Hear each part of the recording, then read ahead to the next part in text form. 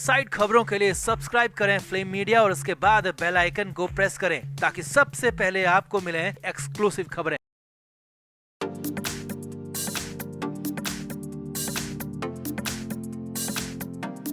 आर्यन खान को एनसीबी ने 7 नवंबर यानी कि संडे के दिन पूछताछ के लिए समन किया था, मगर आर्यन पहुंचा नहीं। जी हां, आर्यन को एनसीबी की नई टीम के हेड संजय सिंह ने पूछताछ के लिए बुलावा भेजा था और शाम 6 बजे तक एनसीबी ऑफिस पहुंचने को कहा था, मगर आर्यन खान एनसीबी ऑफिस नहीं पहुंचा।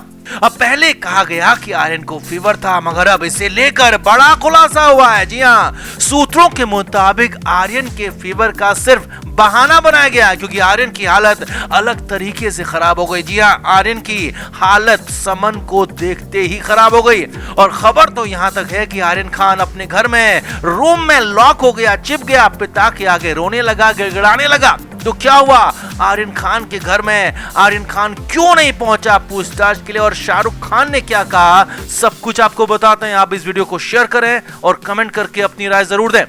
तो शाहरुख के बेटे आर्यन खान को ड्रग केस में करीब महीने भर जेल में रहने के बाद जमानत मिली थी और आर्यन ने पहले अपने पिता का जन्मदिन तो फिर दिवाली भी घर पर ही मनाई, मगर दिवाली के तुरंत बाद आर्यन खान के होश उड़ गए। जी हाँ, आर्यन खान की हालत खराब हो गई और वो भी सिर्फ एनसीबी के एक समन से। आर्यन खान केस की जांच समीर वानखेड़े से हटाकर संजय सिंह को सौंपी गई है और दिल्ली से मुंबई पहुंचते ही संजय सिंह ने आर्यन खान को बुलावा भेज दिया।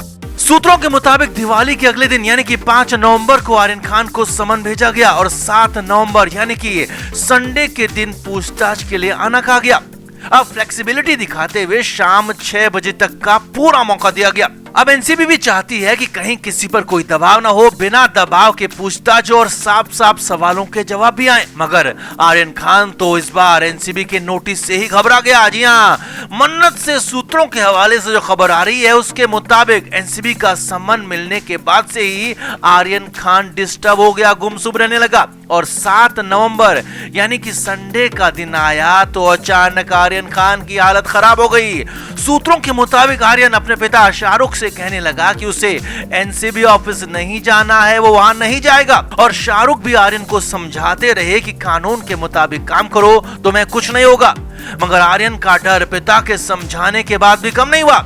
यहाँ तक कि शाहरुख खान ने खुद आर्यन से पेशकश कर दी कि वो भी आर्यन के साथ एनसीबी ऑफिस जाएंगे, पूछताछ के दौरान वहीं बैठे रहेंगे और इसीलिए चिंता की कोई बात नहीं है, मगर आर्यन खान यहाँ भी नहीं माने। आर्यन की हालत ठीक नहीं हो रही थी और खबर है कि जैसे जैसे दिन आगे बढ़ता गया आर्यन खान की हालत बिगड़ती गई और दोपहर के बाद आर्यन खान ने खुद को बेडरूम में बंद कर दिया, अंदर से दरवाजे को लॉक कर दिया। जी हाँ, सूत्रों के हवाले से बड़ी खबर आपको बता रहे हैं कि आर्यन खान डोर खोलने के लिए तैयार नहीं हुए और एनसीबी ऑफिस नहीं जाने की जिद करने लगे। अब शाहरुख को पता था कि एनसीबी का समन आया है तो जाना तो पड़ेगा और सवालों के जवाब भी देने ही होंगे, लेकिन आर्यन मानने को तैयार नहीं था। सूत्रों के मुताबिक आर्यन खूब रोया, शाहरुख से कहता रहा कि वो नहीं जाएगा, लेकिन शाहरुख भी लगातार आर्यन को कहते रहे कि उन्हें एनसीबी ऑफिस जाना चाहिए। अब सूत्रों के मुताबिक शाहरुख खान की मैनेजर पूजा टटलानी ने यहीं पर मोर्चे को संभाला और पूजा ने सीधे एनसीबी ऑफिस में मैसेज भिजवाया कि आर्यन की तबीयत ठीक नहीं है, आर्यन को फीवर है और इसीलिए आर्यन खान आज पेशी में नहीं आ पाएगा, पूछताछ के लिए नहीं आ पाएगा और एनसीबी को आगे किसी दिन रिपोर्ट करेगा। अब एनसीबी ने भी तुरंत इसे मान लिया और इसके तुरंत बाद आर्यन को जब बताया गया कि अब उसे एनसीबी ऑफिस नहीं जाना है और आर्यन भी जब कंफर्म हो गया कि एनसीबी ऑफिस नहीं जाना है तो तभी आर्यन खान ने डोर खोला, दरवाजे का लॉक खोला और बाहर आया।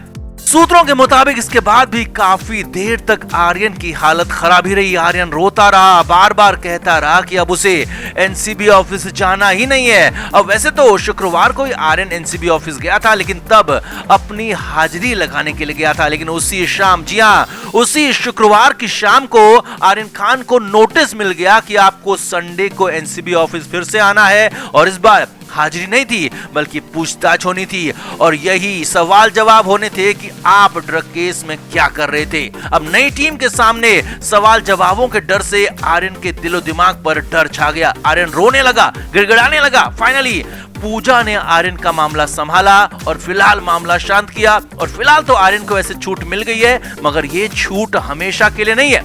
क्योंकि नई टीम और संजय सिंह आर्यन से सवाल जवाब करेगी ये तय है और जल्दी एक बार फिर से आर्यन को पूछताछ के लिए बुलाया जाएगा। और बड़ी बात ये नहीं होगी कि अगली पूछताछ में खुद शाहरुख खान भी आर्यन के साथ एनसीबी ऑफिस पहुंच जाएं, शाहरुख की मैनेजर पूजा डडलानी भी पहुंच जाए, क्योंकि आर्यन खान कह चुके हैं कि वो खुद अकेले एनसीबी ऑफिस नहीं जाएंगे। तो आपका इस पूरे मामले पर क्या कहना है, आर्यन खान की हालत पर क्या कहना है? क्या आर्यन के साथ ज्यादा सख्त बर्ताव हो रहा है या फिर आर्यन को कुछ ज्यादा ही छूट मिल रही है? कमेंट करके आप भी जरूर बताएं और वीडियो को शेयर भी करें। तो आर्यन खान केस में कुछ लोग लगातार और बार बार कह रहे हैं कि आर्यन खान को फंसाया गया, शाहरुख की मैनेजर से पैसे वसूलने की कोशिश हुई और यहां तक कि कुछ पैसे वसूल भी लिए गए। और इतना ही नहीं, इन सब के लिए एनसीबी पर समीर वानखेड़े पर गंभीर आरोप भी लगाए गए। मगर अब जो नया खुलासा हुआ है उसके बाद तो एनसीबी सबसे बड़ी विक्टिम नजर आ रही है। जी हां, एनसीबी सबसे बड़ी पीड़ित दिख रही है क्योंकि उसे भी ट्रैप किया गया, उसे भी फंसाया गया, यहां तक कि समीर वानखेड़े तक को ट्रैप कर दिया गया। अब इस नए खुलासे के बाद केस में भी नया ट्विस्ट आ गया। तो आप पहले ये समझिए कि खुलासा क्या है, फिर आपको नया ट्विस्ट भी बताएंगे। तो आर्यन खान केस में ही एक और गवाह विजय पगारे ने मुंबई पुलिस की एसआईटी को अपना बयान दिया और मीडिया रिपोर्ट्स में जो सामने आया वो चौंकाने वाला है। मीडिया रिपोर्ट्स के मुताबिक विजय पगारे ने कहा कि इस पूरे केस का मास्टरमाइंड सुनील पाटिल है और इसके लिए 27 सितंबर को ही प्लान बना लिया था। पगारे के मुताबिक आर्यन खान को एनसीबी के हाथों पकड़वाने का मकसद ही पैसा लूटना, मोटा पैसा लेना, रंगदारी के तौर पर मांगना था। और बड़ी बात यह है कि इस बात का एहसास एनसीबी को दूर दूर तक नहीं था और एनसीबी को भी यहाँ पर इस्तेमाल किया गया, यूज किया गया।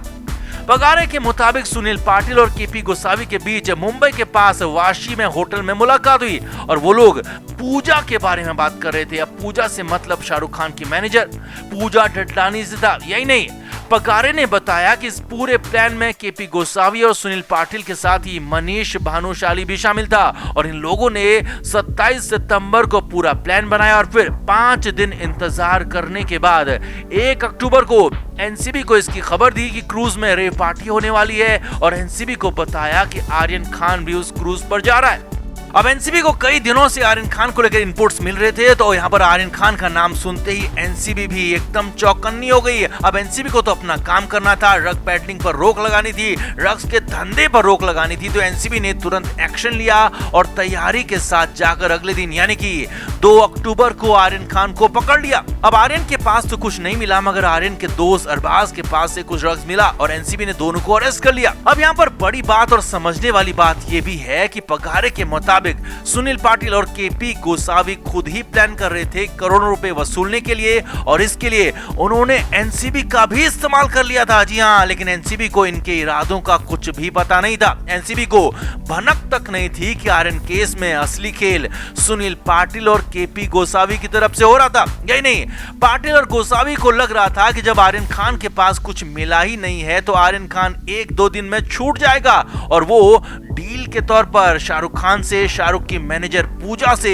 मोटी रकम जो कि करोड़ों में होगी उसे ले लेंगे। मगर यहाँ तो उल्टा खेल हो गया। एनसीबी ने केस ही जबरदस्त बना दिया, बेहद तीखा और सटीक केस बनाया और हालात ये हो गए कि 1-2 दिन छोड़ो, पूरे 1 महीने बाद ही आर्यन खान जेल से बाहर आ पाया और इसमें सुनील पाटिल और केपी गोसावी का प्लान धरा का धरा रह गया और इसके बाद धीरे धीरे इनके खुलासे भी हो गए। Flame media report.